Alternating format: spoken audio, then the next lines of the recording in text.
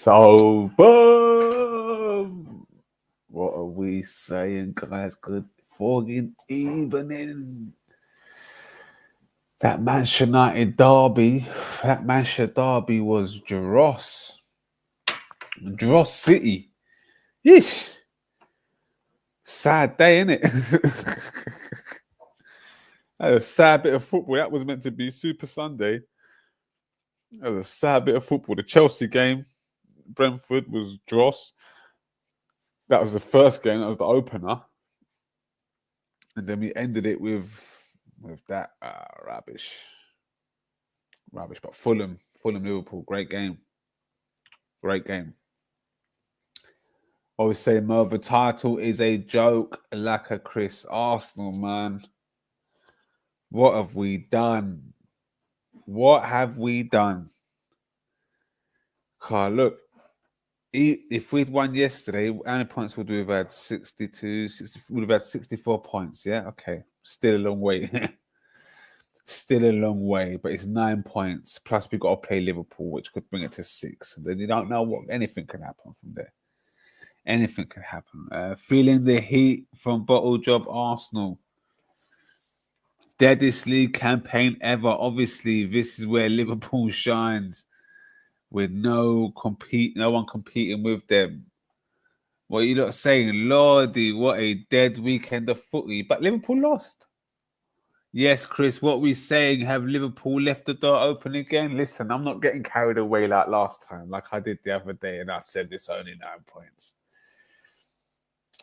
However, Liverpool did look jittery today, and I know their running's not tough. I mean, look, listen, they should beat They're going to beat West Ham. They're going to beat West Ham. They're going to beat Leicester. They're going to beat Spurs. That's going to be 3 games in a row. They should win. That's 9 points. They're going to lose to Chelsea. Then they should lose to Arsenal. Then they should lose to Brighton. And then the Crystal Palace is where it's all touch and go. I haven't done the maths on this. But in the same time, Arsenal need to win all the games. So I don't know. Can someone do the maths on that? Anyone got the maths on that? This is actually the worst Premier League ever. Unless Arsenal claw it back. The Prem ain't the Prem no more. The style stinks. I wholeheartedly agree. The style does stink. Arsenal could be 10 points ahead on the last game. Still find a way to fuck. Yeah, what? I need to post that one tomorrow because that's actually dumb. That's actually dumb, bruv. Imagine if Arsenal had won yesterday. Tet really fogged this season up, Ryan Billing. You're telling me, broski, if Arsenal had only won yesterday. Come on, man. What's JBSR saying? If Liverpool was to lose the title, they are the worst bottlers ever in history. Worse than Arsenal. I hate Arsenal even more that they let Liverpool get their 20th title without dropping a fogging piece of sweat. Kundalini, what are you saying, baby? All good. Man United, Man City today, rubbish. What are you saying? More. What are you saying? That was rubbish. That was one of the worst Manchester Fogging United derbies ever today. Facts, bruv, facts. I was falling asleep. I was drifting off. I was like, what's going on? I started making the lamb chops in between. So this is dead. This is dead. Couldn't believe it, man. I was like, nah, I'm not sitting and watching this. Pep's like, that's like they're just waiting for next season. But by the way, Mamouche is a top baller. How and why nobody was in for Mamouche? Someone tell me why no one bought Mamouche in the summer. When looking at the players at Man United, Arsenal fans got it good, wanting Havertz. Havertz is shite though, Nathan. Man like Zertsky and Erasmus is like having SpongeBob and Patrick Starfish up front.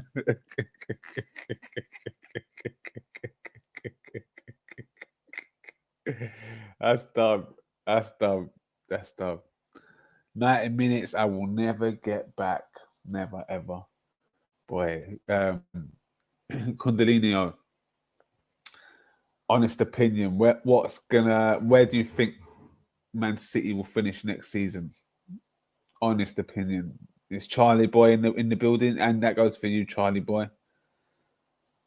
It's interesting.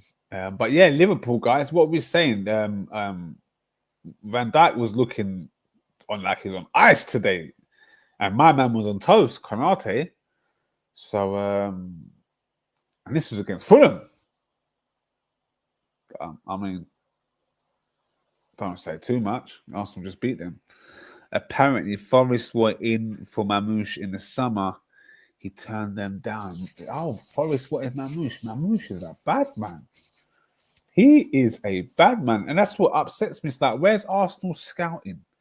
Where's your scouting, bro? Like, why wasn't you in for Mamouche? Like, we could do with Mamouche. Mamouche is heavy.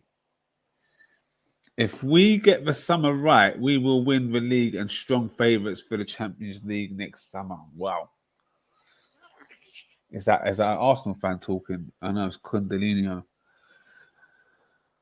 Man said if we get the summer right, so what do Man City need? You need to replace Kevin De Bruyne. Who's Kevin De Bruyne's replacement? Or is that already been sorted with Mamouche? Or does that need to be sorted? Liverpool were linked to Mamouche. Liverpool were linked to Mamouche when, Jordan? What, in the summer? And what? How come no one managed to get Mamouche? Can someone explain? And then explain to me why Man City managed to just swoop in when Forest got turned down and Liverpool. What's Liverpool's excuse, guys? And why weren't Arsenal in for Mamouche?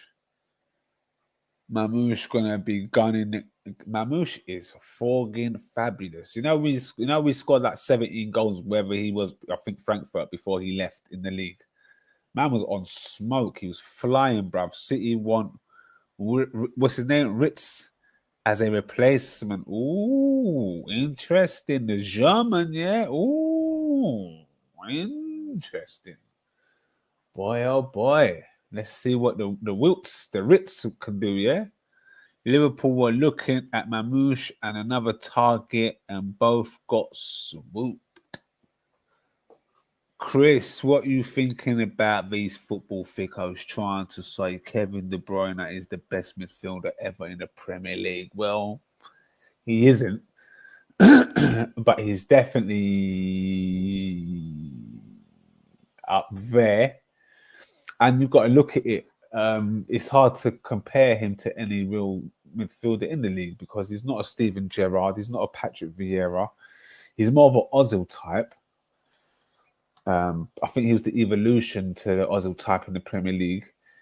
Players that could come a bit deeper, be a bit more fluid.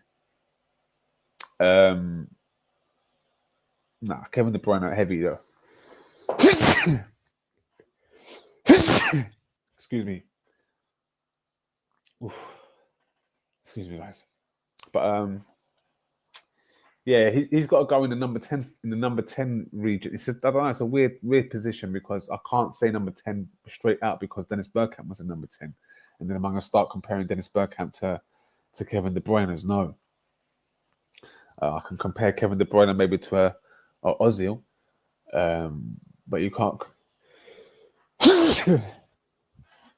But you can't compare him to a Dennis Bergkamp or Eric Cantona or a Gianfranco Zola. Like Lee Gunner tried to do, the Joker spoke up. My man tried to compare them, man.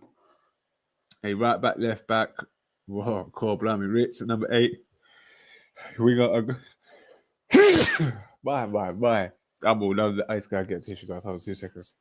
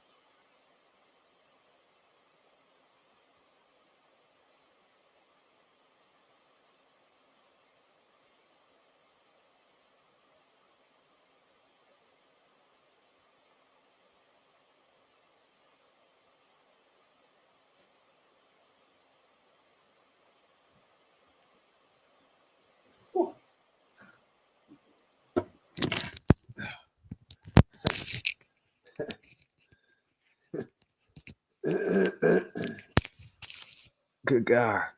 Good guy. Can't blame me. Kevin De Bruyne is not even top 10 CMs in the Premier League of Hall of Fame. Bomber ass Clark. I'll take Ozil at his best over Kevin De Bruyne all week. Don't be silly. You can have your preference, but Kevin De Bruyne is top 3 of all time. Bless, man. Thank you, he's a hate for kicking in for you already. Bomber ass Clark. Trust me, Kevin De Bruyne of a legend that he is, but he ain't got nothing left in the tank. Injuries are done and done. Trust me, never top 3, bro. I've seen much better players than him. Like who? Like who have you seen that's better than Kevin De Bruyne? Kevin De Bruyne is a fantastic player. Like him, Cesc Fabregas, Ozil, Hazard. I'm going to put Gareth Bale in there, even though he's not really that type of player. But these are the entertainers of the Premier League. He falls into that bracket of a player. So they're the entertainers, the Dennis Bergkamps, then the Zolas, the Yaya Torres in the end.